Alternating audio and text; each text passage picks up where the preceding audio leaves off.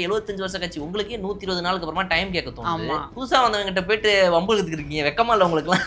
கூச்சமா இல்ல கொஞ்சம் கூட? 15 நாள் ஆயிருக்கு இப்போ.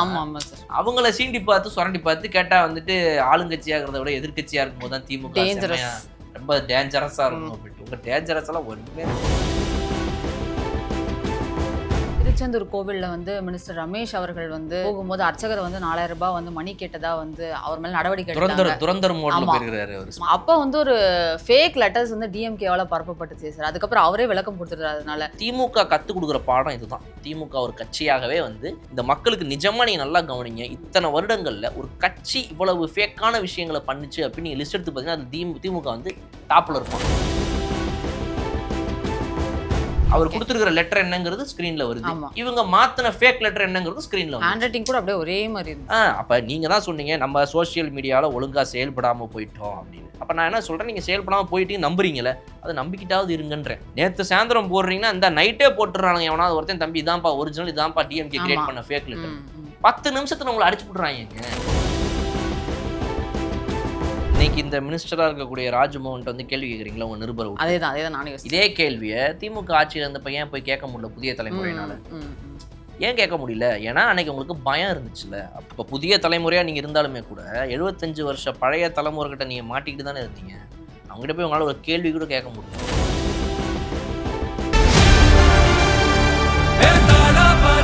மக்களுக்கு நல்லது பண்றதுக்கு அரசியலுக்கு வாங்கடா, கொள்ளை அடிக்கிறது கொலை பண்றதுக்கு கூட அரசியலுக்கு.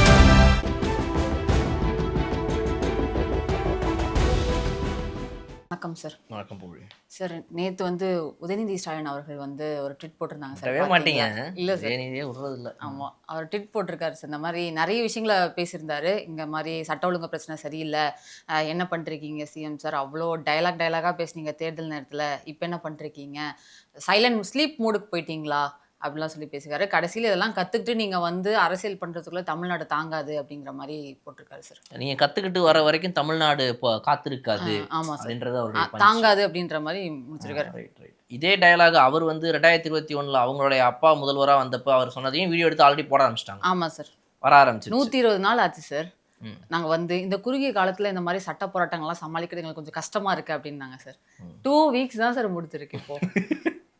அதாவது நீங்க 75 வருஷ கட்சி, உங்களுக்கு ஆல்ரெடி ரூட்டடா எல்லாமே இருக்குது. உங்களுடைய அந்த ஒரு ரிலேஷன்ஷிப் பிட்வீன் த அரசியல்வாதிகள் அண்ட் த அட்மினிஸ்ட்ரேட்டர்ஸ் அது இருக்குது. உங்களுக்கு ரூட்டடா கழக கிளை எல்லா செயலாளர்கள் இருக்கிறாங்க, மாவட்டம் வட்டம் பாகம் எல்லாமே இருக்குது. உங்களுக்கு பங்கா பிரிச்சு வச்சிருக்கீங்க. நீங்க ஒவ்வொன்றையுமே பிரிச்சு வச்சு எல்லாத்தையும் அழகா பார்க்கக்கூடிய 75 வருஷ கட்சி உங்களுக்கே 120 நாளுக்கு அப்புறமா டைம் கேட்க தோணுது. புதுசா வந்தவங்கிட்ட போயிட்டு வம்புழுத்துக்கு இருக்கீங்க. வெக்கமா இல்ல உங்களுக்குலாம்? கூச்சமா இல்ல கொஞ்சம் கூட? 15 நாள் ஆயிருக்கு இப்போ. அவங்கள சீண்டி பார்த்து சுரண்டி பார்த்து கேட்டா ஆளுங்கட்சியா இருக்கிறத விட எதிர்கட்சியா இருக்கும்போது தான் திமுக ரொம்ப டேஞ்சரஸா இருக்கும் அப்படின்ட்டு. உங்க டேஞ்சரஸ் எல்லாம் ஒண்ணுமே இல்லை. இப்போ என்னன்னா இவங்க எனக்கு ஒரு கிளாரிட்டி என்ன புரியுதுன்னா, நம்ம ஏற்கனவே பேசின மாதிரி இதே ஏடிஎம்கே அகைன்ஸ்டா இவங்க இதெல்லாம் பண்ணியிருந்தாங்க அப்படின்னா இது வேலையாயிருக்கும். பட் இது எப்படின்னா இது ஒரு நியூ ஜென் பாலிடிக்ஸ் ஸ்டார்ட் ஆகிற மாதிரி ஒரு ஃபீல் வந்திருக்கு. என்னன்னா மக்களுக்கு எப்போ யார் என்ன பேசுகிறா, அவங்க பேசுனா அதுக்கு பின்னணி என்ன இருக்குது, அது சும்மா ஏதாவது கத்திக்கிட்டு இருக்காங்கன்னு விட்டுறது. இந்த பக்கம் மக்கள் ஏதாவது பேசுகிறாங்களா, மக்கள் எதையாவது கேட்குறாங்களா, இல்லை ரைட் ஓகே அப்படின்னு எல்லாரும் அவங்களுக்குள்ள ரொம்ப பெரிய ஒரு கிளாரிட்டியில் இருக்கிறனால இவங்களோட இந்த ஃபேக் நேரட்டிவ்லாம் செட்டே ஆக மாட்டேங்குது. ஒர்க் அவுட்டே ஆக ஆகலை. ஒன்றுமே ஒர்க் அவுட் ஆகலை. பாவமாக இருக்குது எனக்கு. அது இவங்களுக்காக பாவமேன்னு பார்த்து வேணா தாவேக்கா அரசு கொஞ்சம் ஏதாவது செயல்பாடுகளில் குறைகளை வச்சு கொஞ்சம் லூசுத்தனமாக எதனா பண்ண ஆரம்பிச்சாங்கன்னா அப்போதான் இவங்களுக்கு ஸ்கோப்பே இருக்கும். அது வரைக்கும் ஸ்கோப் இருக்காது. சரி சார். போக்குவரத்து துறை அமைச்சர் தமிழன் பார்த்திபன் அவர்கள் ஒரு அனௌன்ஸ்மெண்ட் கொடுத்துருக்காரு. இந்த மாதிரி பள்ளி சீருடைகள்லாம் அணிஞ்சிட்டு அரசு பள்ளியில் இருக்கவங்களுக்கு எல்லாருமே ஃப்ரீயாக பஸ் இனிமேல் அப்படின்னு ஆல்ரெடி இருக்குதானே சார்? இது இப்போதான் புதுசாக வந்திருக்கா? இதுக்கு முன்னாடி எப்படி இருந்துச்சு அப்படின்னா இந்த பஸ் பாஸ் மேட்டர் இருந்துச்சு. பட் இந்த பள்ளி சீருடை மேட்டரை அவ்வளவா அவங்க ஃபோக்கஸ் பண்ணி அதை இம்ப்ளிமெண்ட் பண்ணல. அப்போ அதை இவங்க தெளிவாக கொண்டு வராங்க. அதாவது இந்த பஸ் பாஸுங்கிறதான் தாண்டி உண்மையாகவே சீருடையில் வந்தீங்க அப்படின்னாலே உங்களுக்கு அளவு பண்ண முடியும். ஏன்னா அது ப்ராக்டிக்கல் டிஃபிகல்ட்டிஸ் இருக்கும். ஓகே, ஸ்கூலுக்கு போகும்போது ஒரு பையன் வரானா போகிறானா, அவன் ஸ்கூலுக்கு போகும்போது தான் போகணும். காலையில் ஸ்கூல் டைமை விட்டுட்டு மத்தியானம் எப்படி ஒரு பையன் ஸ்கூல் ட்ரெஸ்ஸை போட்டு வருவான் போவான், அதுக்கு எப்படி அளவு பண்ண முடியும் அப்படின்ற ஒரு குறைகள்லாம் இதுக்கு முன்னாடி இருந்துச்சு. இதுதான் இதோடைய ப்ராக்டிக்கல் டிஃபிகல்ட்டிஸா பார்க்கப்படும். கையில பாஸ் வச்சிருப்பாங்க. எக்ஸாக்ட்லி, பாஸ் இருந்துச்சு. இப்போ இவங்க எப்படி சொல்றாங்க அப்படின்னா, பள்ளி சீருடை அணிந்திருந்தா போதும்.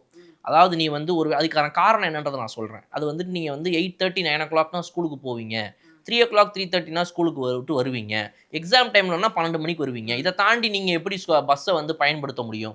இலவசமா அதுக்கு மற்ற நேரத்துலலாம் அவங்களால பயன்படுத்த நாங்கள் அனுமதிக்க முடியாதுன்றது ஒரு அரசுடைய வந்துட்டு நிலைப்பாடாக இருந்துச்சு. பட் இந்த அரசுடைய நிலைப்பாடு நம்ம எப்படி புரிஞ்சுக்கலாம் அப்படின்னா, நீ வந்து ஸ்கூலுக்கு டியூஷனுக்கு கூட போகலாம், ஸ்கூல் முடிச்சுட்டு ஈவினிங் நேரத்தில் டியூஷனுக்கு போகலாம், 8 மணிக்கு டியூஷனுக்கு போயிட்டு வரலாம், 9 மணிக்கு அங்கேருந்து கிளம்பி ரிட்டர்ன் வரலாம்.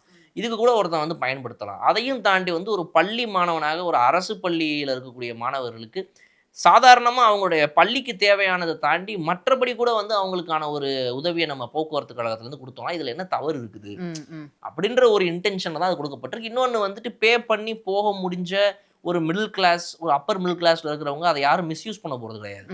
இதை யார் யூஸ் பண்ண போறான்றது தான் இருக்கு இல்லைங்களா? அப்போ இதை யூஸ் பண்ண போறது வந்துட்டு ஒரு எளிமையான குடும்பத்தை சேர்ந்தவங்க எங்களுக்கு தேவைப்படுதுன்னு அதை யூஸ் பண்ணிக்கிறேன். இதே தான் வந்து பெண்களுடைய மகளிர் பஸ்ஸுக்கு வந்து நம்ம பேசியிருந்தோம். யாரும் சும்மா உடனே வீட்டுல இருந்து கிளம்பி இந்த ரீல்ஸ்ல இவங்க பைத்தியக்காரங்க 4 பேர் பேசிட்டு இருப்பானுங்க. வீட்டுல இருந்து கிளம்புவாங்களாம், எங்க போறீங்க அப்படின்னு கேட்டா நான் வந்துட்டு குழம்புக்கு வந்துட்டு பொடி இல்லை, எங்க போறா தான் நான் என் அக்கா வீட்டுல வாங்க போறேன், அக்கா வீடு இருக்குது இங்கேருந்து 40 கிலோமீட்டர் தள்ளி இருக்கு. இப்படிதான் பெண்கள் வந்து இந்த விடியல் பயணத்தை வந்து மிஸ்யூஸ் பண்றாங்க. ஃபன்னி ரீல்ஸ்லாம் போட்டு சுத்திட்டு இருந்தாங்க. அப்போ அந்த மாதிரி கவர்மெண்டோட ஸ்கீம்ஸ் வந்து மிஸ்யூஸ் பண்ணுறதுக்கு இங்கே யாருக்கும் வந்துட்டு அவசியம் கிடையாது. அது நல்லபடியாக இருக்குது அப்படின்னா அதை பயன்படுத்தி தான் போகிறாங்க. அந்த வகையில் இந்த பள்ளி மாணவர்களுக்கு இந்த மாதிரி ஒரு விஷயத்தை கொடுத்தது வந்து ரொம்ப நல்ல விஷயம்.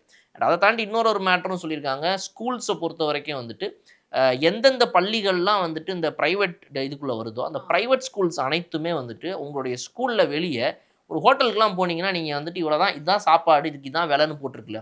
நீ ஒரு ஸ்கூலில் ஃபீஸ் கட்டுற அப்படின்னா அந்த ஃபீஸோடைய அமௌண்ட்டை வந்து ஏன் உங்களால் வெளியே போட முடியாது? இப்போ டொனேஷன் ஒன்று வாங்குறீங்க, ஆட்களுக்கு ஏற்ற மாதிரி மாற்றுறீங்க, இந்த விஷயங்கள்லாம் நடக்குது இல்லை? அப்போ அதை தவிர்க்கும் வகையில் ஒவ்வொரு ப்ரைவேட் ஸ்கூல் வெளியேவுமே இதுதான் இந்த ஸ்கூலுடைய ஃபீஸ் ஸ்ட்ரக்சர்னு போடுறதுல என்ன இருக்குது, போட்டு தான் ஆகணும் அப்படின்ற ஒரு விஷயத்தை இப்போ கொண்டு வராங்க. இது ரொம்ப ஒரு முக்கியமான விஷயம். ஏன்னா வந்து நீங்கள் இப்போ கவர்மெண்ட் ஸ்கூல்ஸை மட்டும் பார்த்துட்டு நீங்கள் ப்ரைவேட் ஸ்கூல்ஸை பார்க்காம விட்டுட்டீங்க அப்படின்னா அதில் என்ன பிரச்சனை இருக்குதுன்றதையும் நம்ம கவனிக்கணும். இதுக்கு முன்னாடி இருந்த அரசாங்கம்லாம் பார்த்தீங்க அப்படின்னா கவர்மெண்ட் ஸ்கூல்ஸுக்கு தேவையான கவர்மெண்ட் ஸ்கூல் மாணவர்களுக்கு தேவையான விஷயங்களே பண்ண மாட்டாங்க. அப்படியே அவங்க எதையாவது ஒன்று பண்ணாங்கன்னா அது அவங்களுக்கு மட்டும் தான் பண்ணுவாங்க.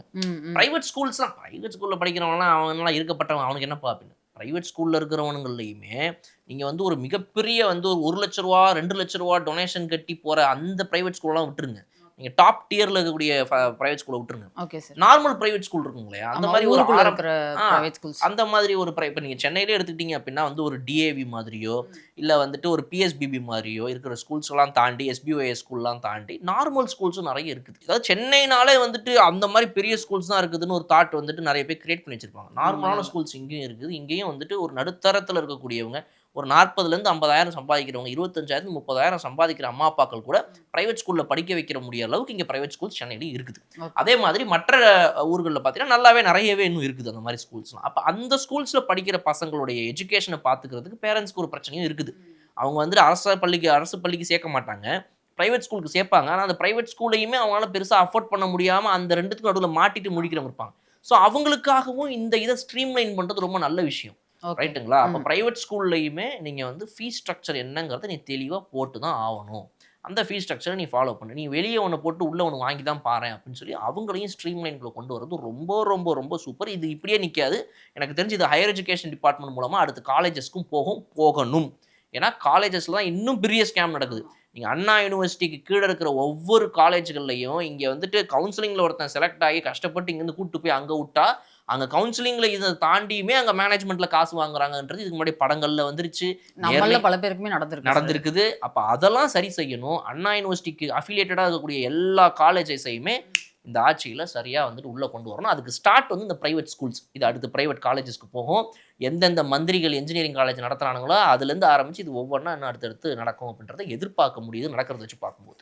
அந்த அனௌன்ஸ்மெண்ட்ல இன்னொன்னு போட்டிருந்தாங்க சார், அரசு கல்லூரிகள் பாலிடெக்னிக் கல்லூரிகள் எல்லாத்துக்குமே வந்து அவங்க ஐடி கார்டு மாதிரி வச்சிருந்தாங்க அப்படின்னா அவங்களுக்கும் வந்து பஸ் ஃப்ரீ அப்படின்ற மாதிரி சொல்லிருக்காங்க. ஏன்னா இவங்களுக்கு யூனிஃபார்ம் இருக்கும், அவங்களுக்கு வந்து ஐடி கார்டு யூனிஃபார்ம், ஆண்கள் பெண்கள் யாரா இருந்தாலுமே ஃப்ரீ அப்படிங்கறது வந்து ரொம்ப நல்லா சொல்லிருக்காங்க. ஸோ ஒரு முக்கியமான விஷயம். ஆமா சார். நேத்து அதே மாதிரி திருச்செந்தூர் கோவில்ல வந்து மினிஸ்டர் ரமேஷ் அவர்கள் வந்து போகும்போது அர்ச்சகர் வந்து 4000 ரூபாய் வந்து மணி கேட்டதா வந்து அவர் மேல நடவடிக்கை எடுத்தாங்க. துரந்தர் மோட்ல ஆமா. போயிருக்காரு அவர், ஸ்பையா மாஸ்க்லாம் போயிருக்காரு. போட்டு போயிட்டு அதிரடியா நடவடிக்கை எடுத்திருக்காரு. அப்ப வந்து ஒரு ஃபேக் லெட்டர்ஸ் வந்து டிஎம்கேவால பரப்பப்பட்டுச்சு சார். அதுக்கப்புறம் அவரே விளக்கம் கொடுத்துட்டாரு. அதனால விளக்க கடிதம் வேற, மன்னிப்பு கடிதம் வேற. மன்னிப்பு கடிதம்னு நாங்க கேட்கல, விளக்க கடிதம்னு கேட்டு அவங்கள அர்ச்சனை பண்றதுக்கு தடை பண்ணிருக்கு அப்படிங்கிற மாதிரி ஒரு விஷயத்தை அவர் கிளாரிஃபை பண்ணியிருந்தாரு. டிஎம்கே வந்து இதுல நிறைய ஃபேக்கான நியூஸ் நிறைய பரப்பிட்டு இருக்காங்க. அதே மாதிரி இதுலயும் விளையாடி இருக்காங்க சார். டிஎம்கேனாலே ஃபேக்கு தானே. அப்போ அவங்க ஃபேக்காக ரெடி பண்ணால் வேறு எதுவும் பண்ணுவாங்க. ரியலிஸ்டிக்காக ரெடி பண்ணுறதுக்கு அவங்க என்ன மக்கள் ஆட்சி நடத்தினவங்களா. ஸோ அவங்களுக்கு தெரிஞ்சதான் அவங்க பண்ண முடியும். இவங்க என்ன பண்ணுவாங்கன்னா வந்துட்டு, ஓகே இதை வந்துட்டு ஏஐ மூலமாக வந்துட்டு எப்படிலாம் இந்த டெக்னாலஜி வந்து பள்ளி மாணவர்களோ இல்லை கல்லூரி மாணவர்களோ இல்லை நம்மளை போன்ற வேலை பார்க்குறவங்களோ ஏஐ எப்படிலாம் நல்லதுக்கு யூஸ் பண்ணணும் அப்படின்னு கற்றுக்கிட்டு இருக்கும்போது, ஒரு அரசியல் கட்சியாக இருக்கக்கூடிய ஒருத்தங்க மக்களை சரியான வழியில் வந்து வழிநடத்தி சென்று கொண்டு போக வேண்டியவங்க இந்த ஏஐ எப்படிலாம் டூப்ளிகேட்டாக தேவையில்லாததுக்கெல்லாம் தப்பான வழிகளுக்கு யூஸ் பண்ணலான்ற ஒரு பாடத்தை வந்துட்டு மக்களுக்கு சொல்லியிருப்பாங்க. ஸோ திமுக கற்றுக் கொடுக்குற பாடம் இதுதான். திமுக ஒரு கட்சியாகவே வந்து இந்த மக்களுக்கு நிஜமாக நீங்கள் நல்லா கவனிங்க, இத்தனை வருடங்களில் ஒரு கட்சி இவ்வளவு ஃபேக்கான விஷயங்களை பண்ணிச்சு அப்படின்னு நீங்கள் லிஸ்ட் எடுத்து பார்த்தீங்கன்னா அது திமுக வந்து டாப்பில் இருப்பான். எப்போவுமே டாப்பு தான். திமுக வந்து இந்த தேவையில்லாமல் எவனாவது ஒருத்தனோட லீக் பண்ணுறது, யாராவது ஒருத்தங்க வந்து இவங்க ஆட்சி அதிகாரத்தில் இருக்கும்போது அந்த அதிகார துஷ்பிரயோகம் பண்ணுறதுக்கு யாராவது ஒருத்தங்களை அரெஸ்ட் பண்ணி அவங்களுடைய ஃபோனை போலீஸ்காரங்க மூலமாக டீடைன் பண்ணி அந்த ஃபோனை எடுத்து அவங்களையே அன்லாக் பண்ண சொல்லி பேட்டர்னை ஓப்பன் பண்ணி அவங்க ஃபோனுக்குள்ளே போய் ஃபோட்டோஸை பார்த்து அந்த ப்ரைவேட் ஃபோட்டோஸை அவங்களுடைய தனிப்பட்ட வாழ்க்கையில் என்னெல்லாம் இவங்க ஃபோனில் வச்சுருக்காங்களோ அதெல்லாம் வந்துட்டு யூடியூப் சேனலுக்கு தங்கள்கிட்ட யார் இருக்கிறாங்களோ அவங்க மூலமாக ரிலீஸ் பண்ணி இது மாதிரிலாம் பண்ணியிருக்கிறாங்களே இவங்க. எந்த ஜேர்னலிஸ்ட்க்கு இவங்க இதை பண்ணலை? சவுக்கு சங்கருக்கு இதை அவங்க பண்ணலையா? எவ்வளோ கேவலமான செயல்களை பண்ணாங்க. ஸோ இந்த மாதிரி ஒரு டெக்னாலஜிக்கலாக எப்படிலாம் அதை தவறாக யூஸ் பண்ண முடியும், அதிகாரத்தை எப்படிலாம் துஷ்பிரயோகம் பண்ண முடியுன்றதுக்கு ஒரு மிகப்பெரிய எக்ஸாம்பிளாக எப்போவுமே செட் பண்ணுவாங்க. அது வந்து எதிர்கட்சியாக இருக்கும்போது இன்னும் கொஞ்சம் அழகாக செட் பண்ண ஆரம்பிக்கிறாங்க. அவர் கொடுத்துருக்கிற லெட்டர் என்னங்கிறது ஸ்க்ரீனில் வருது, இவங்க மாற்றின ஃபேக் லெட்டர் என்னங்கிறது ஸ்க்ரீனில் வருது. ஹேண்ட் ரைட்டிங் கூட அப்படியே ஒரே மாதிரி இருந்து. அப்போ நீங்கள் தான் சொன்னீங்க நம்ம சோஷியல் மீடியாவில் ஒழுங்காக செயல்படாமல் போயிட்டோம் அப்படின்னு. அப்போ நான் என்ன சொல்கிறேன், நீங்கள் செயல்படாமல் போயிட்டு நம்புறீங்களே அதை நம்பிக்கிட்டாவது இருங்கன்றேன். ஏன் அதை சரி பண்ணணும்னு நினச்சி ஏதோ முட்டாள்தனமாலாம் பண்ணி நேற்று சாயந்தரம் போடுறீங்கன்னா இந்த நைட்டே போட்டுறாங்க. எவனாவது ஒருத்தன் தம்பி இதான்ப்பா ஒரிஜினல், இதான்ப்பா டிஎம்கே கிரியேட் பண்ண ஃபேக் லெட்டர். 10 நிமிஷத்துல உங்களை அடிச்சு போட்டுறாங்க. 75 வருஷம் கட்சின்றீங்க, 10 நிமிஷம் உங்களை பார்க்க மாட்டேங்கிறாங்க. அவங்களாவது இந்த டிவிகேல இருக்கிற ஐடி விங்காவது என்னோட கோரிக்கை என்னன்னா கொஞ்சம் டைமாவது கொடுங்க அவங்களுக்கு. அவங்க அந்த மாதிரி ஒரு ஃபேக் நேரட்டிவை செட் பண்ண ட்ரை பண்ணுறாங்க. காசு போட்டு ஒரு 500 பேரை உட்கார வச்சு, அதில் வேற இப்போ பெண் நிறுவனத்தில் பார்த்தீங்க அப்படின்னா ஒரு 75 நபர்களை வந்துட்டு பணி நீக்கம் செஞ்சுட்டாங்க. அங்கே வேலை இல்லையாம்மா அவங்களுக்கு.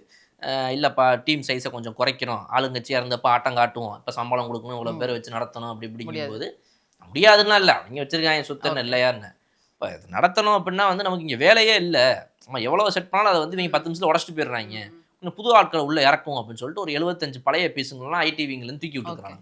அப்போ அப்படி இருக்கும்போது நான் என்ன கேட்குறேன், இந்த தேவையில்லாத வேலை உங்களுக்கு வேணுமா? டிவிக்கே உங்களுக்கு நிஜமாக கேட்குறேன், இந்த மாதிரி நேரத்தை இப்படி பண்ணுவீங்களா நீங்கள்? அவங்களே உடஞ்சி போயிருக்காங்க, அவங்களே கஷ்டப்பட்டு எப்படியாவது அந்த ஐடிவிங்க திரும்ப கொண்டு வரணும், செயலிழந்து போனதை வந்துட்டு திரும்ப வந்து புதுப்பிக்கணும்னு முயற்சிக்கு இருக்கிறாங்க. அந்த முயற்சி எடுக்கிற நேரத்தில் நீங்கள் போய்ட்டு 10 நிமிஷத்தில் அடிச்சு போகிறீங்க. ஒரு 1/2 நாள் டைம் கொடுங்க, அவங்க நேரட்டிவ் கொஞ்சம் போய் செட் ஆகி எல்லாருக்கிட்டையும் போய் அது இன்னும் கொஞ்சம் அதிக மக்களுக்கு போகணுன்ற இதுதான் தாவே காட்டுக்கிற என்னுடைய பெரிய கோரிக்கை. இன்னும் அதிக மக்களுக்கு இவங்க ஃபேக் நேரட்டிவ் போய் செட் ஆகட்டும், அதுக்கப்புறம் நீங்கள் ரியல் என்னங்கிறத போடுங்க. அப்போ தான் எல்லாருக்கும் திரும்ப ரியல் வரும். நீங்கள் எடுத்த உடனே நீங்கள் 10 நிமிஷத்தில் அடிச்சிட்டிங்கன்னா அப்போ இவங்க நான் ஏமாத்துனாங்கன்றது வந்துட்டு புதுசாக போய் சேர வேண்டியவங்களுக்கு சேராமையாக போயிடும்ல. ஏமாத்தட்டும் நல்லாவே, அதுக்கப்புறம் அடிங்க அப்படின்னு சொல்கிறேன் நான். எம்ஜிஆர் பாணியில் ஒரு 2 அடி வாங்கிட்டு கொடுங்க. அடிக்க வரும்போதே பிடிச்சிட்டிங்க எப்படி அப்படின்றது ஒரு இது மாட்டிக்கிட்டாங்க அவங்க. ஓகே. கவர்மெண்ட் கேபிள்ஸில் வந்து புதிய தலைமுறை சேனல் வந்து ஒளிபரப்பு ஆகலை அப்படிங்கிற மாதிரி ஒரு குற்றச்சாட்டு அவங்க நேற்றுலாம் சொன்னாங்க. திருப்பி வந்துருச்சு அப்படின்ற மாதிரி சொன்னாங்க. அதுக்கு ராஜ்மோகன் சார்கிட்டே வந்து அவங்க நிருபரே வந்து கேட்டிருக்காரு, அது டெக்னிக்கல் இஷ்யூ தான், அதை தவிர்த்து இருட்டடிப்பு, எங்கள் வாய் முறைங்க அந்த மாதிரி ஒரு பெரிய வார்த்தைகள்லாம் பயன்படுத்த வேண்டிய அவசியமே கிடையாது, அந்த மாதிரி நாங்கள் பண்ணவும் மாட்டோம் சில பேர் சொல்லியிருந்தாங்க. அது டிஎம்கே சைடுன்னு சொல்ல முடியாது. பிரதான மக்கள் என்ன சொல்லியிருந்தாங்கன்னா, டிஎம்கே ஆச்சு இதே மாதிரி தான் நடந்துச்சு, டிவிகே கவர்மெண்ட்ல இதே மாதிரி தான் நடக்குது, ஏன் இந்த மாதிரி அப்படின்ற மாதிரி கேள்வியெல்லாம் எழுப்பி இருந்தாங்க சார். இன்னைக்கு இந்த மினிஸ்டரா இருக்கக்கூடிய ராஜ்மோகன் வந்து கேள்வி கேட்குறீங்களா உங்க நிருபர்? அதேதான் நானே யோசிச்சேன். இதே கேள்வியை திமுக ஆட்சியில் இருந்தப்ப ஏன் போய் கேட்க முடியல புதிய தலைமுறையினால? ஏன் கேட்க முடியல? ஏன்னா அன்னைக்கு உங்களுக்கு பயம் இருந்துச்சுல்ல. அப்போ புதிய தலைமுறையா நீங்க இருந்தாலுமே கூட 75 வருஷ பழைய தலைமுறைகிட்ட நீங்க மாட்டிக்கிட்டு தானே இருந்தீங்க. அவங்ககிட்ட போய் உங்களால் ஒரு கேள்வி கூட கேட்க முடியல. மைக்கை நீட்டி இன்னைக்கு நீங்க ராஜ்மோகன் அவர்கள்ட்ட போயிட்டு கேட்குறீங்க, அமைச்சராக இருக்கும்போது அவர்கிட்ட போயிட்டு இத்தனை கேள்வி மாற்றி கேட்குறீங்க. திருப்பி ரிப்பீட் பதில் இவர் சொல்லிட்டாரு. கேட்கறாரு, அவர் சொல்றாரு, அவர் ஆமா. கேட்கறாரு, இவர் சொல்றாரு. இல்ல அதாவது அவர் என்ன சொல்றான்றதே புரிஞ்சுக்காம அவர் மேல சொல்றாரு. அப்ப இவ்வளோ நீங்க சரி அது கூட ஓகேங்க. அது அவ்வளோ கேட்கறதுக்கு உங்களுக்கு முதல்ல ஒரு இடம் அங்க கொடுக்கப்பட்டுச்சுல்ல. அந்த லைவ்ல இத்தனை சேனல்கள்ல வருதுல்ல. வந்துச்சா?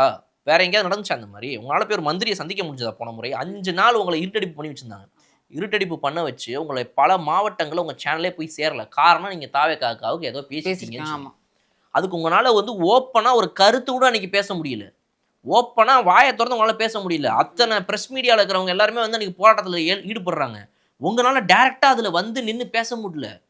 உங்களுடைய நிருபராக இருக்கக்கூடிய ஒருத்தர் வந்து நின்னுட்டு இருக்கிறாரு. உங்களுடைய தலைமையில இருக்கக்கூடிய மேல் ஹையர் ஆர்க்கினால வந்து நின்னு பேச முடியல. ஆமா எங்க இப்படி பண்ணிட்டாங்கன்னு.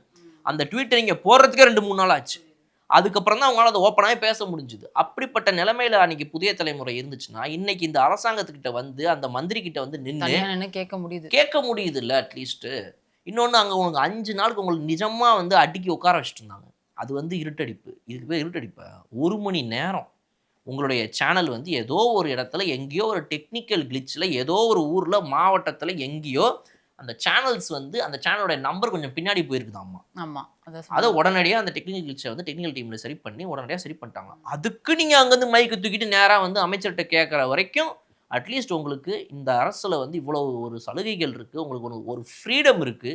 நீங்க என்ன வேணா வந்து ஓப்பனா வந்து ஒரு மந்திரியை கேள்வி கேட்கலாம் அப்படின்றத வந்து இன்னைக்கு அவங்க வச்சிருக்கிறாங்க அப்படின்னா வந்து வரவேற்கத்தக்க வேண்டிய விஷயம். பட் அதை மீறி அவர் திரும்ப திரும்ப கேள்வி கேட்காம அந்த இடத்துல அதை கொஞ்சமாவது மதிச்சிருந்துருக்கலாம்னு நான் நினைக்கிறேன்.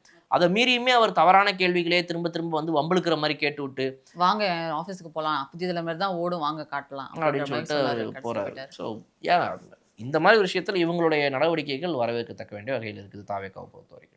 அதே மாதிரி சார் டிஎன்டிஐபிஆர் இதில் வந்து கிட்டத்தட்ட 56 வருடங்களா வந்து ஆளுங்கட்சியில யார் நியமிக்கப்படுறாங்களோ அவங்க தான் வந்து ஃபோட்டோகிராஃபர்ஸ் அந்த மாதிரிலாம் ஆட்களாக இருந்திருப்பாங்க. ரொம்ப வருஷம் கழிச்சு தாவேக்கா தான் ஒரு முதல் நடைமுறையை கொண்டு வந்திருக்காங்க. கிட்டத்தட்ட 461 ஃபோட்டோகிராஃபர்ஸ்க்கான வேகன்சி வந்து ரிலீஸ் பண்ணப்பட்டிருக்கு. இதுக்கு முன்னாடி இப்படி ஒரு விஷயம் இருக்குன்னே நிறைய பேர் தெரியாது சார். எப்படி பிஎஃப் ஃபண்டு, எம் ஃபண்டு இதெல்லாம் வந்து நமக்கு தெரியாமே இருந்துச்சோ, அதே மாதிரி டிஎன்டிஐபிஆர்ல வந்து வேக்கன்ட் இருக்கும், நம்ம போய் யாருனாலும் வந்து அப்ளை பண்ண முடியும், வேலை பார்க்க முடியும் அப்படிங்கிறதே தெரியல. இப்பதான் ஃபர்ஸ்ட் டைம் நமக்கு தெரிய வருது. இன்னும் கொஞ்ச நாள் விட்டோம் அப்படின்னா வந்துட்டு இவங்க வந்து யூபிஎஸ்சி எக்ஸாம் மாதிரி இந்த டிஎன்பிஎஸ்சி எக்ஸாம் இருக்குல்ல, டிஎன்பிஎஸ்சி எக்ஸாம் கூட வந்து இவங்களுக்கு தேவைப்பட்டவங்க மட்டுமே எழுதிட்டு எக்ஸாம்ன்றே நடத்தாமல் விட்டுருப்பாங்க. இன்னொரு 10 வருஷம் மட்டும் இவங்க ஆட்சியில் விட்டுருந்தோம்னா டிஎன்பிஎஸ்சி எக்ஸாம்லேயே ஒன்று இருந்திருக்காது. டேரெக்டாக எப்படியும் அதில் வந்துட்டு எக்ஸாம் மூலமாக எழுதி பாஸ் பண்ணி வரணுங்கிறது இவ்வளவு பேர் தான். மீதம் எல்லாமே வந்துட்டு ரெக்கமெண்டேஷனில் அங்கேருந்து உள்ளே வர பீஸுங்க தான்.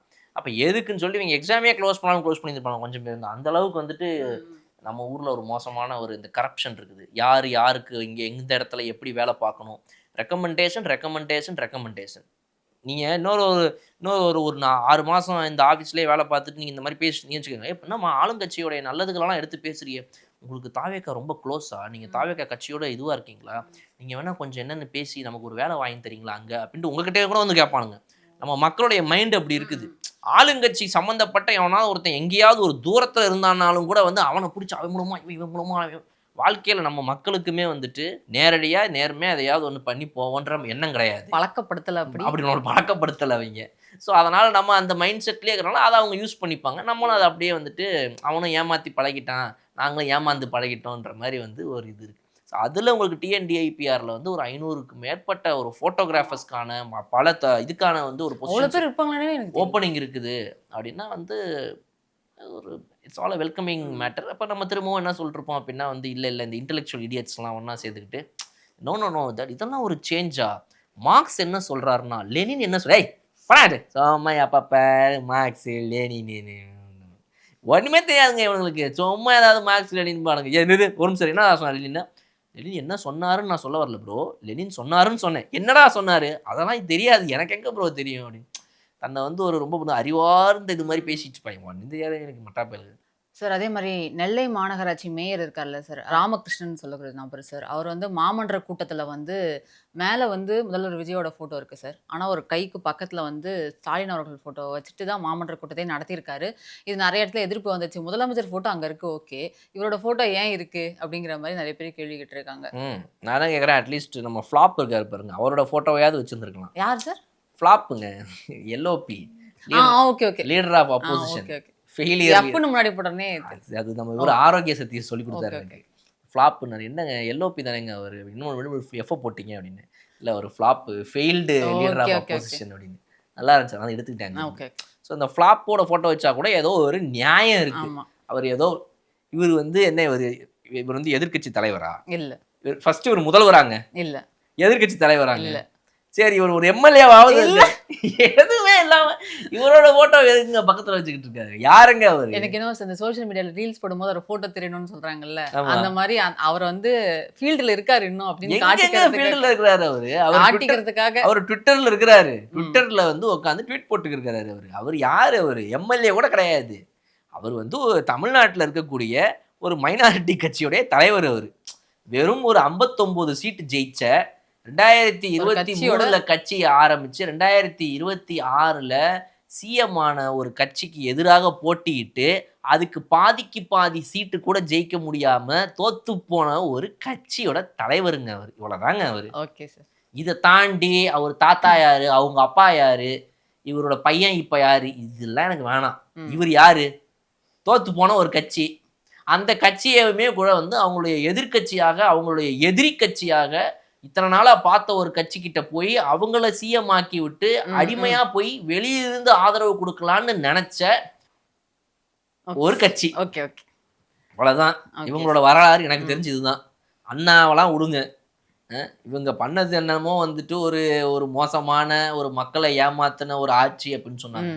நான் அந்த ஆட்சி கூட போல. இப்போ ஹூஇசி இப்ப யாரு அவரு? எதுவுமே இல்லைல்ல, ஒரு கட்சி தலைவர் தானே. அப்ப எதுக்கு அவர் போட்டோ அங்க வருது?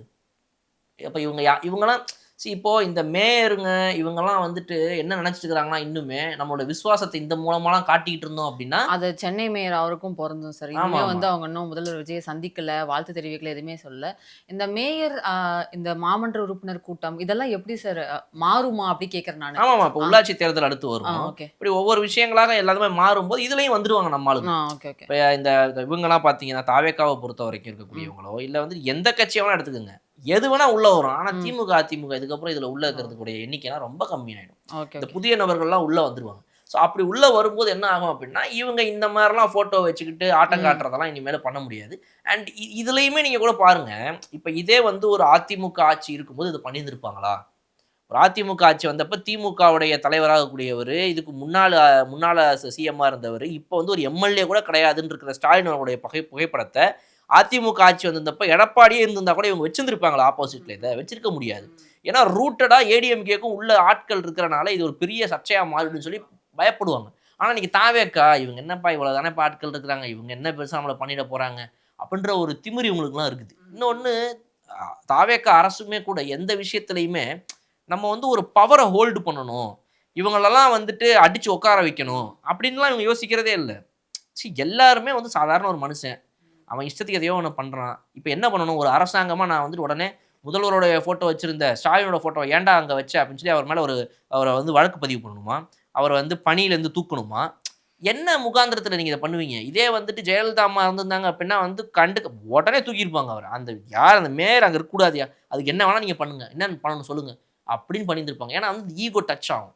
பட் விஜய் அவர்களோ இல்லை அவங்களுடைய இடத்துல இருக்கிறவங்க யாருமே இந்த கட்சியில் இதை வந்து ஒரு பெரிய ஈகோயிஸ்டிக்கான விஷயமா பார்க்கறது இல்லை. நமக்கு தான் வந்து இது எப்படிங்க சரியா படும்னு கேள்வி கேட்க தோணுது. பட் அவங்க தரப்புல இதெல்லாம் ஒரு விஷயமா அவங்க பார்க்கறது இல்லை. These are all cheap politics. இந்த சீப் பாலிடிக்ஸில் நானும் உள்ள பூந்து ஒரு சிஎம் நான் இருக்கிற இடத்துல தோத்து போன ஒரு எம்எல்ஏ கேண்டிடேட்டுடைய ஃபோட்டோ நீ எப்படியா வச்சுக்கிட்டு இருப்ப அப்படின்னு போய் கேட்டு இந்த சீப் அரசியலில் நான் ஈடுபடும் நினைக்கிறீங்களா? வேணா வச்சுட்டு போய்க்க அப்படின்னு அந்த தலைமை விட்டுருது. பட் கீழே இருக்கிற இந்த தொண்டர்கள் விட மாட்டேங்கிறாங்க. அங்கே மாமன்ற உறுப்பினர்களாக இருக்கிறவங்க இதை விடுறதே கிடையாது.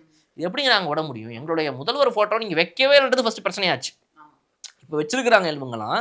பட் வச்சதுக்கு அப்புறமா என்ன பண்ணுறாங்க அப்படின்னா அடிஷ்னலாக இவர் ஃபோட்டோ இங்கே வச்சு அந்த விசுவாசத்தை காட்ட ட்ரை பண்ணிட்டு இருக்காங்க. இவங்க விசுவாசம் வீரம் விவேகம்லாம் அந்த இப்போ காணாம போயிடணும். கொஞ்ச நாளில் ஒரு ஜென்ரல் பாடி எலெக்ஷன்ஸ் வந்துருச்சு அப்படின்னா, அந்த லோக்கல் பாடி எலெக்ஷன்ஸ் வந்துருச்சுன்னா அப்போல்லாம் தூளாக போயிடும். அது ஒன்றும் பிரச்சனை கிடையாது.